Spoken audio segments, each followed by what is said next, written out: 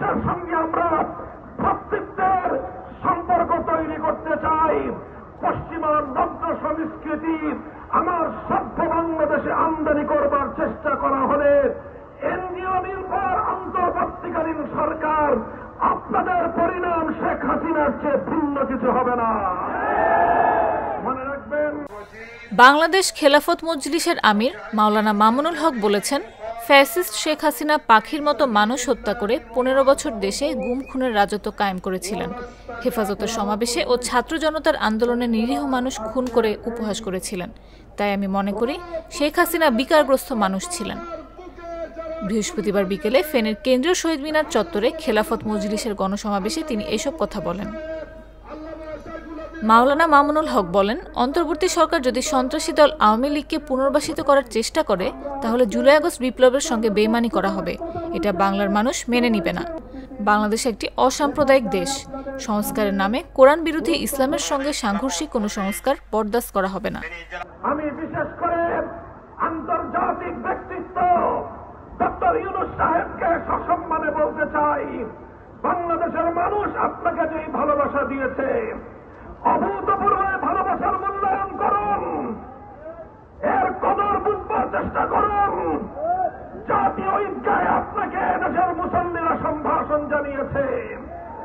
মনে রাখবেন, আপনার অবস্থান যদি ইসলামের বিপক্ষে হয় আপনাকে ডাস্টবিনে ছুঁড়ে ফেলতে এক মুহূর্ত বিলম্ব হবে না। তিনি বলেন, মহিলা বিষয়ক সংস্কার কমিশনের দেওয়া প্রস্তাবিত সংস্কারে ইসলামের সঙ্গে সাংঘর্ষিক। এ প্রস্তাব বাতিল না হলে মহাসমাবেশের মাধ্যমে কঠোর কর্মসূচি গ্রহণ করার হুমকি দেন। মে মাসের 3 তারিখের আগে কুখ্যাত ভিনদেশী এজেন্ট নারী বিষয়ক কমিশনের স্পষ্ট আল্লাহর কোরআনকে কটাক্ষ করার প্রস্তাব প্রত্যাখ্যান করতে হবে। মামুনুল হক বলেন, শাপলা চত্বর, বিডিআর বিদ্রোহ, 24-এর বিপ্লব সহ সব হত্যাকাণ্ডের বিচার করতে হবে। শেখ হাসিনা ও আওয়ামী লীগ সন্ত্রাসীদের গণহত্যার বিচার না হলে এ ইন্তেরিম সরকারকে ইতিহাস ক্ষমা করবে না। নতুন কোনো ফ্যাসিবাদের জাকাতলে পৃষ্ঠ হবার জন্য রক্ত দেয়নি। ভারতীয় আধিপত্যবাদ থেকে মুক্ত হয়েছি আমেরিকার শৃঙ্খলে আবদ্ধ হবার জন্য নয়। নতুন কোনো ফ্যাসিবাদের জাকাতলে পৃষ্ঠ হওয়ার জন্য নয়।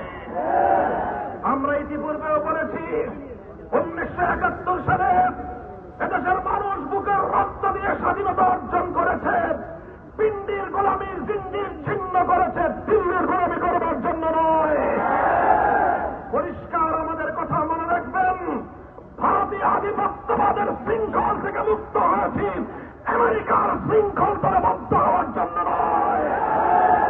আগামীর বাংলাদেশ।